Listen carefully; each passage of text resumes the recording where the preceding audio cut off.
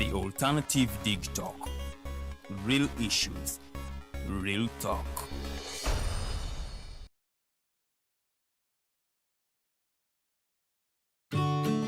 Hey Teddy, have you noticed how little attention science and health issues get in the media? Totally, Edgar, yet science information is very important. Yeah, for sure. That's why the Health Journalists Network is here. How can they help? They are a group of journalists dedicated to advancing public understanding of healthcare issues through impactful reporting on health and science. Oh, really? Yes, they meet up every month with scientists and researchers, policymakers, and activists at the science media cafes. They then relay what they discuss to the public. Does that benefit us? Oh yes, very much so. This helps with health and science literacy for a healthy Ugandan society. Okay. I love getting informed about science and health issues. Health information makes all the difference between life and death. I'll look them up and engage them. That's great. They are based all over the country. Oh, okay. That's interesting, and they should be making real impact. They are empowering health communities through journalism. Journalists can save lives just like doctors. Hi Rogers, can I ask you something?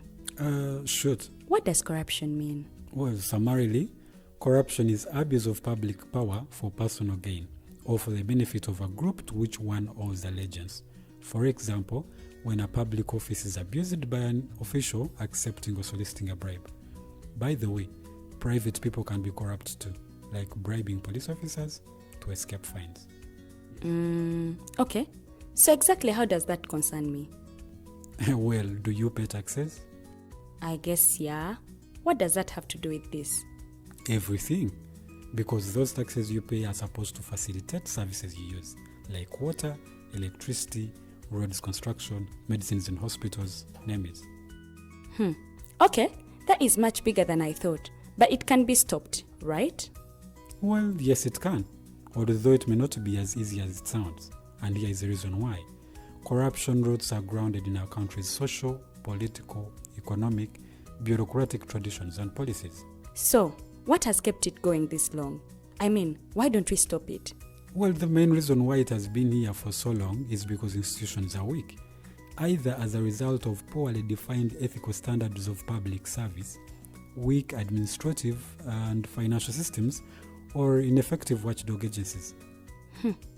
What can we do to stop it?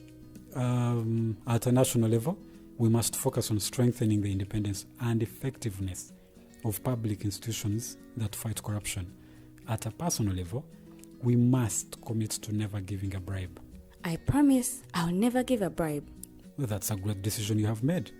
Me and you now have to spread this message to all our friends.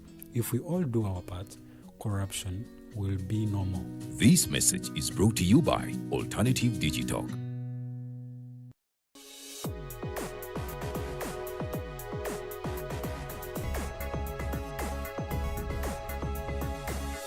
The Alternative Dig Talk. Real issues, real talk.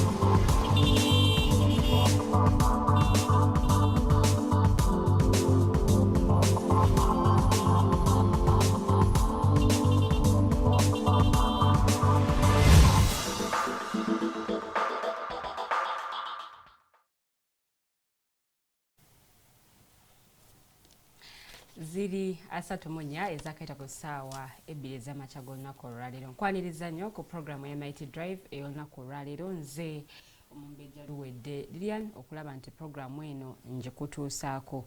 Maze okuba nga negatibwako omugenyi wange olunaku olwaleero omukyala Sophia Nabbosa okuva mu Juakali Initiative. Olunaku olwaleero ensonga ze tugenda okwogerako zitambulira nnyo ku bannaffe ate abatembeyi babadde bakolera ku nguudo z'ekibuga Kampala nga bano munnange minisita wa Kampala wamu n'ekitongole Kcca bayisa directive oba nsalesalewo okuba nti bano balekera okukolera ku nguudo z'ekibuga Kampala kale nno babenga bafuna ebifo ebimanyiddwa okuba nti bakakalabizaamu emirimu gyabwe. Kino nno bo bagamba kyabakosa bya nsosso naye ebyo byonna bye tugenda okuba nga twogerako n'omukyala Nabbosa Sophia ajja tubuulira ekitongole Kcca mu kugezako okulaba nti kituukiriza enteekateeka ya smart city.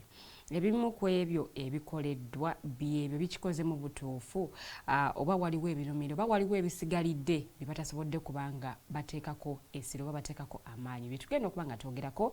So you could use social media platforms, drop in those comments, drop in those questions, nja kubanga nzisoma. Updates ze tubadde nazo Kenneth Robert Simbira zaatuwadde atutegeezezza nti n'embaale nayo enteekateeka y'emu nti bano babadde bakolera ku makubo babadde bakolera ku nguudo nabo baveewo babe nga bagenda ate okuokupayinga ebifo ebyo ebiteereddwawo bwe basobola okuba nti bakakalabiza emirimu gyabwe. Newankubadde bano bagamba nti kibakosezza bya nsusso nabo balagiddwa okuba nti bava ku nguudo z'ekibuga Mbale mwe babadde bakakalabiza emirimu gyabwe mwe babadde batundira ate ebintu byabwe. Mbale si yokka Mbale the same thing nabo nsonga za kuba nti balongoosa ebibuga bino. Kakati ensonga eno tekomye mu Kampala oba Kampala n'emiriraano wabula ne cities ez'enjawulo.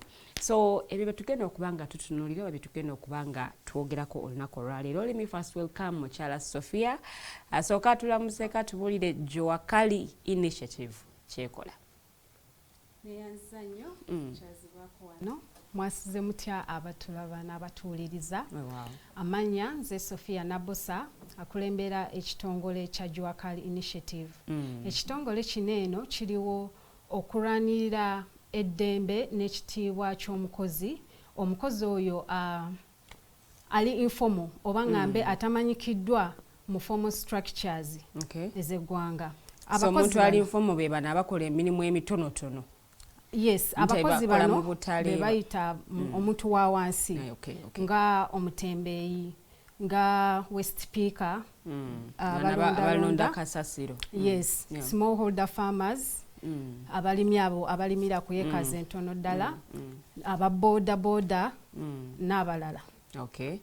Kakati we recognize fe tumanyi omuwendo omutembeyi oba abakozi baneeno kye bagatta ku ggwanga ku nkulakulana y'eggwanga.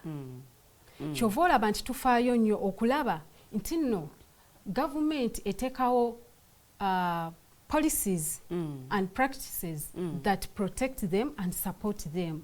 Kubanga nabo enkulaakulana abali kitundu ku yo era nabo bakakatibwako okubeera nga bakulaakulanya eggwanga lineeno nga ba citizen ba Uganda. So bwe tuba tubala the informal sector, because right now informal sector ya Uganda ekola ebitundu 92 ku buli 100. Now that's a big number. That means the formal sector is just 8%. So these are the people that government has to prepare for, like the 92%. Government may not take it. So mwe muli those categories nga bwozimenye. Yes. Oh, okay. Era so olaba nti emabega wali eri okusinga ebadde eteekerateekera abo abali mu formal structures. Naye ate weesanga nga informal sector yeeyongeddeko bunene butundutundu 9 ku 10. Kyova olaba nti yeetaaga essaawa zino yeetaaga government's attention, support, organizing and regulation. Okay, so for someone who is seeing Sophia Nabbosa for the first time, they would love to know about Juakali Initiative. Ekolachi elitandiketya. Thank you very much. Juakali Initiative, it is an organization dedicated to promoting and advocating for the rights of informal workers, including street vendors, waste pickers, smallholder farmers, like I've said, border riders, among others, in Uganda. At Juakali, we recognize the critical role these workers play in the social and economic development. And that is why we strive to ensure that they are supported by fair policies and practices. Our mission specifically is to champion the inclusion and gender-sensitive and human rights-based approaches to all informal workers. And we do this through advocacy, rigorous research, impactful media campaigns, social justice, among others. And we envision a world where all informal workers thrive within an inclusive, gender-sensitive, and human rights-based economy that not only respects human rights, but also upholds their dignity. So, Juakali eno, emaze banga ki nga weri? Emaze emyaka 5. Twaregistaringa mu butongole mu 2023. Naye nga yali yatandika 2019. Oh, mwatandika okola before the registration? Yes, please. Hey, okay, now that's really good. So, Juakali, abantu bano mubayamba ku bwannacewa, balina omutima gw'ensimbi gwe balina okusasula, bemuyambako, because if you're going to do advocacy, ne mubanga ate mubayambako ne mu mbeera ey'amateeka, is there a portion or a certain amount of money bano abantu gye baba balina okubawa okuba nti mubayamba? Mu kusookera ddala, bw'otunuulira embeera y'abakozi baneeno, wesanganga nti embeera gye bawangaaliramu ne gye bakoleramu tebasobozesa kubeera nga ba-affordinga fees or legal fees.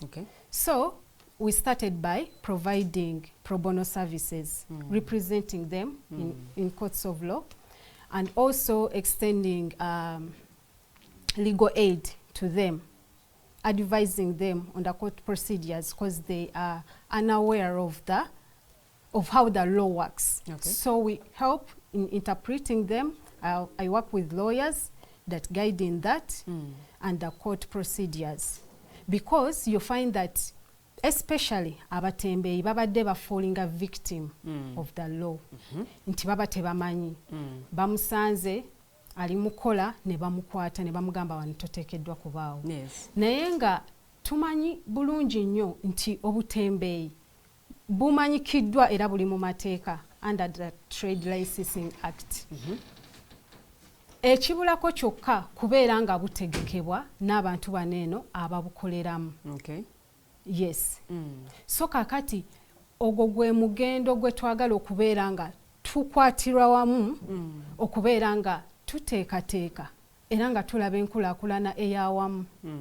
Kubanga informal sector eno, it absorbs a lot of like labor, a lot of many youths that are unemployed, emirimu wegiggwayo, abakyala, emirimu egiri mu formal sector wegiba gikendedde, abavubuka abagraduates besanze mu butembeeyi, not by choice, but due to lack of jobs, formal jobs especially. Yes. So abakyala, people with disabilities, abavubuka n'abaana wesanga nti nga beenyigiddemu ku lwaki ebbula ly'emirimu ddingi. So akadde kano akasose ke tuwadde Juakali, we just love to understand so much of what you do and kigendererwa ki ekyabaleesa, but ekisinga obukulu idea eno yava ku ki? Gwe nga gwe omukulu oba omutwe omunene mu Juakali Initiative, kiki ekyakusikiriza noga nti okay, kati keekadde mbeere eddoboozi eri abantu bano? Webale nnyo, ekyo kikulu nnyo. Ensonga eyansikiriza mu kusookera ddala go amazima amatuufu, nagenderera mu kibuga Kampala nga ndaba abantu abasinga okubeera ku streets abatambula bakyala, abamu baweese abaana. Then n'ekirala abaana nga nabo kwe bali ku streets. Abaana abato holiday tanaweza miaka 18. Tebanaweza miaka 18. Nengamba buzibu ki? What is not going right within our economy?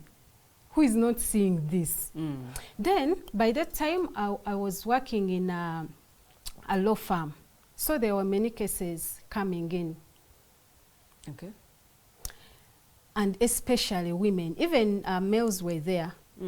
But human rights violations cases were many that were brought up in our law firm at Kcca and Mugisha Advocates. That's where I was working.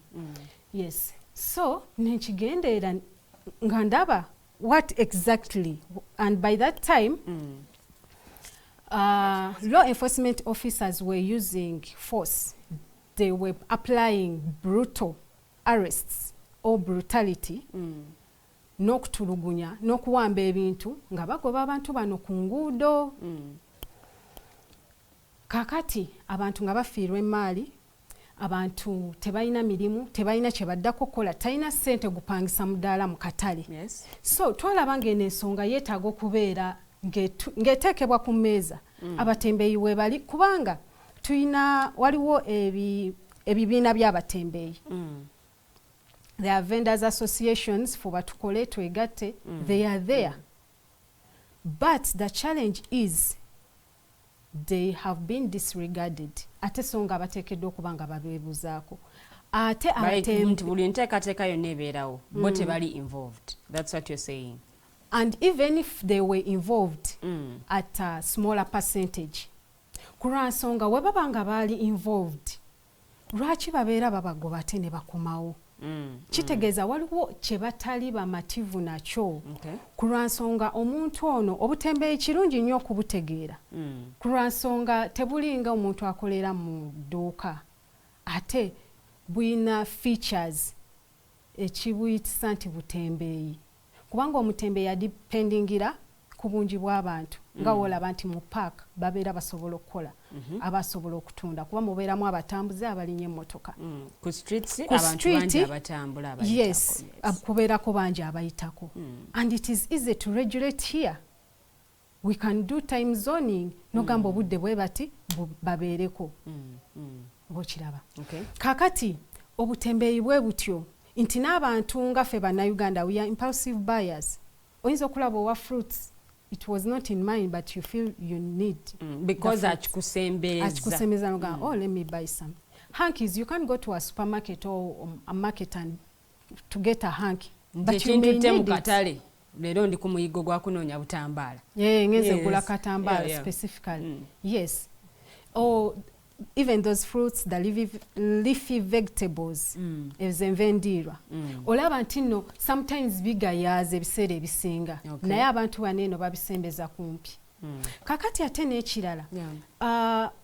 Informal trade eno eyambako nti abantu baba n'emirimu. Babeera n'emirimu. Kati twagamba we baba babagobaganya babeera bakyalina emirimu.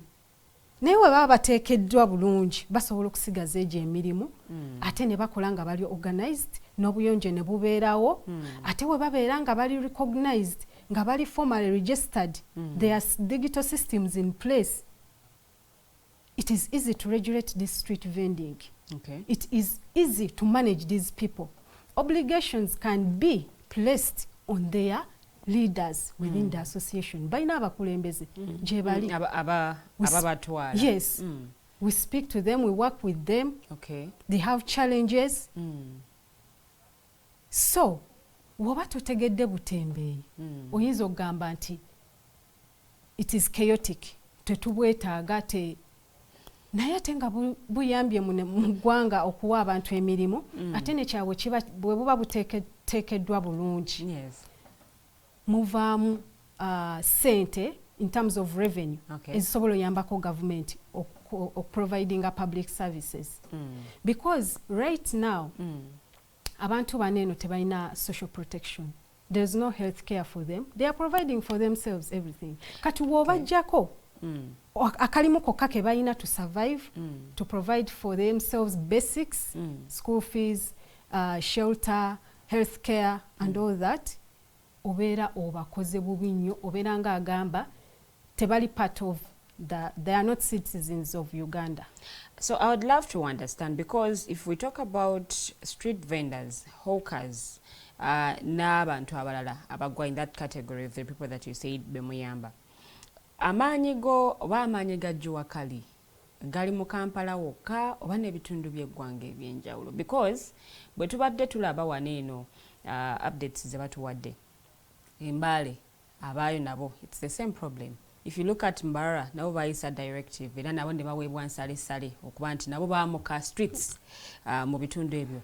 There are a lot of cities era nga abakulu okuva mu cities zino babakulembeza okuva mu cities zino bali mu kulaba nti nabo balongoosa ebibuga byabwe. So I would love to understand, amaanyi ga Juakali gali Kampala Metropolitan oba ggwanga lyonna okutwaliza wamu? Kwayo ensonga, yes. Amaanyi gali nga bwe nagambye in Uganda, amaanyi gonna gali mu Uganda yonna n'okutwaliza ewamu mu nkola yammwe ey'emirimu. Okay, tukiikirira ng'eggwanga ba informal workers tubakiikirira mu ggwanga lyattu Uganda, naye amaanyi gasinziirira wano mu Kampala ku lwansonga Yes. any directive issued in regards to street vendors, in regards to border riders, in regards to any workers in the informal economy, gasinziirira wano mu Uganda, like mu Kampala, the Central Business District. Ate ng'era olaba this Central Business District yesinga okukungaanya abantu oba abakozi bano mu bungi compared to other cities within Uganda. Kakati eki-implementingiddwa wano eno kitegeeza wano mu Kampala, kitegeeza kiri approved era kyekigenda okukolebwa n'eri ewalala. Naye ng'ate waliwo emitendera nayo gavumenti mweba erina okuyita. So I'd love to understand, muinayo branches, you have people that you work with, because bwe mubanga amaanyi oba kwe mubeesingira kwe kuba nti Central Business District bwe basazeewo ekintu n'ewalala bwe kigenda okubeera. Do you have people ku ground mu bitundu by'eggwanga ebyenjawulo be mukolagana nabo? Yes, we have a few. Like Ginger, we have contact persons there. Okay. Yes, so we get to know and to learn about what is transpiring within those areas in regards to informal workers. Oh, okay. So offices za Juakali ziriwa oba zisangibwawa? Ziri mu Kampala alongside Ben Chwanka Street. Yes. Awe musinziro kubanga muweereza banna Kampala.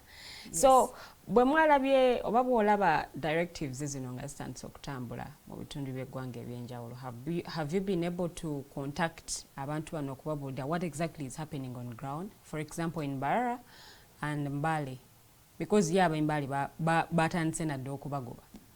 Okay, now ku nsonga eyo, what we must first understand is Kcca has legal authority to regulate street vending or to oba okugoba abatembeeyi nga weebeesazeewo oba nga bo weebeerabye ewali fit. Naye ate balina emitendera nabo gye balina okugobera mu mateeka kubanga tebannabagoba bantu bano. Yes, nga tebannabagoba bantu bano eno kubanga tulina office number oba directorate eya urban planning eteekeddwa okuteekerateekera ekibuga oba okuteekerateekera ebibuga. Yes. And evictions are more costly than organizing, because in the end okutegeka their rewards nti obategese bagenda tandika contributing to tax. Ekyokulala, evictions without integration is laziness disguised as order. What is our whole office doing? And yet we have it in place. There are people in place to cater for that. Why are they there? It is because there is a population. They must show direction. They must regulate. Awatali kusosola nti ate abamaduuka tubaleke bokka bakole ne baneeno basobola okutegekebwa sigambye nti no bonna babeere mu kibuga wabula okutegekebwa mu ngeri ya zoning. We're going to get to that. Naye nze kinabadde njagala okutegeera nti do you have you contacted abantu bano be muyina mu bitundu by'eggwanga ebyenjawulo to give you a clear picture of what's happening? For example, in Mbale city nayo ku streets kwe badde bakolera babagobyeko. Mbarara, the same thing. And it's not only going to stop within these cities endala nazo zigenda okutandika okukola ki nazo zigenda tandika okuba nti bajja abatembeeyi ku nguudo. So I'd love to understand, have you been able to contact anyone from Mbale to give you a clear picture of what's happening on ground? Yes, we have managed to communicate. We've been communicating actually in Mbale, in certain areas. They are giving us what is going on. They are sharing. Yes, and it is the same thing that is happening here in Kampala. And it is complex. It's the same thing. Whatever gets implemented here, automatically it translates to other areas. That is for sure. Okay, before we go for the break, I would love to understand what are some of the achievements Juakali zesobodde okutuukako in these 5 years. Thank you. Juakali okusookera ddala esobodde okubeera nga erwanirirako eddembe ly'abantu aba bulijjo. Waliwo incidents ezaaliwoko emabegaawo nti Kcca law enforcement yali ekola exercise yaayo ey'okugoba abatembeeyi. There is that Kafumbe Mukasa Road we batundira ebyokulya we basiikira ebyokulya.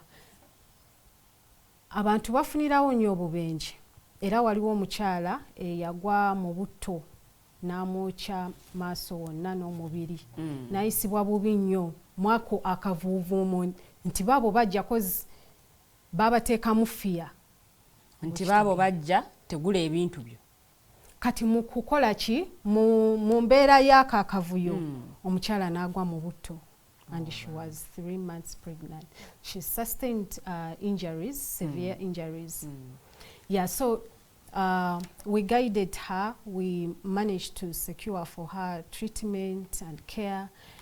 She recovered somehow. And also the Kcca came up and did some compensation. And it was even published in the news. And there is also another lady who got an accident in the tax park. She got her head was injured plus the eye and the mouth. She got an injury. So we worked with an organization. I worked with an organization that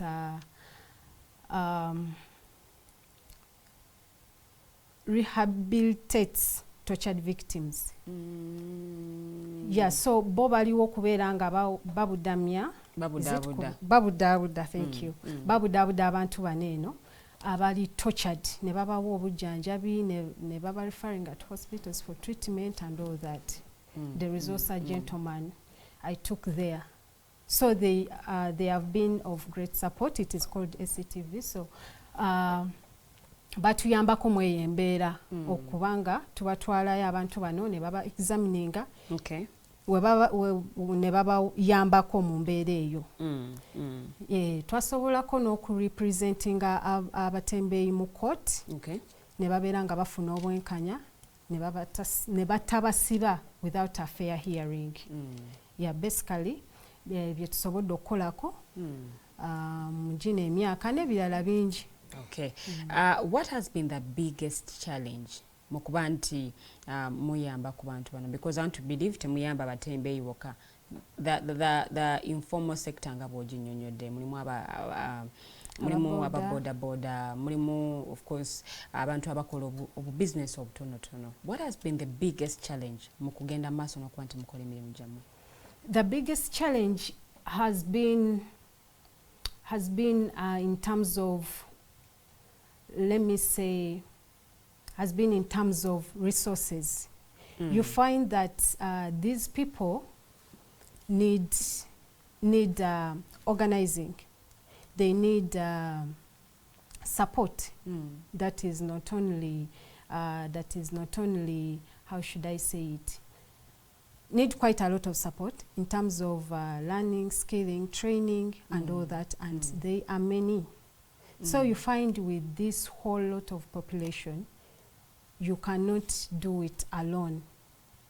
Resources are required, support is required, so much is required. Every activity it requires some bit of resource. Yes. Naye ng'ebisinga tusobodde okubeera nga tubikola with the resources that we have been able to get, and they have also managed to support themselves somehow, like the court hearings. Yes, they have been able to facilitate. Okay. Awo wennyini mukyala Sophia wetugenda osooka tugendereko mukuwumulamuko katono nnyo. Bwe tukomawo mu ssaawa yaffe ey'okubiri, there is more that we are going to be talking about, okwongera okutegeera ensonga y'aba street vendors oba ate bano abatundira ku nguudo z'ekibuga Kampala. Waliwo bannaffe ababiteekawo wansi, waliwo ababitambuza. Bw'oba obaddeko mu kibuga Kampala oweesanga nti mulimu abavubuka asobola okuba ng'akutte engoye nga 2 ku 3 n'alamuza oba n'anoonya kasitoma, kati bw'amufuna awo ng'akutwala ku dduuka. That's a chain. Bw'otunuulira ensonga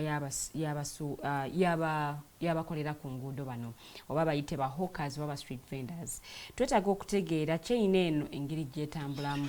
Ekitongole ki Kcca mu kubateekerateekera n'okuba nti bali mu nteeka oba mu nteekateeka y'okuba nti batereza ekibuga Kampala, omulimu bagukoze nga bugulina okubeera nga gukolebwa. Bituli ki ebyo ebibadde oba biki ebyo ebirumira by'oyinza okugamba nti ku mulundi guno Kcca yabibuusa amaaso naye ng'ate bibadde bikulu nnyo, bye tugenda okuba nga twogerako mu ssaawa yaffe ey'okubiri. So please use the comment section to drop in your comments oba ebibuuzo eri mukyala Sophia owa Juakali Initiative. Tugenda kuba tubyogerako ate mu kuva mu kuwumulamuko kuno kwe tugenda mu program ekyali ya Mighty Drive ate tugenda kuba nga tukomaawo.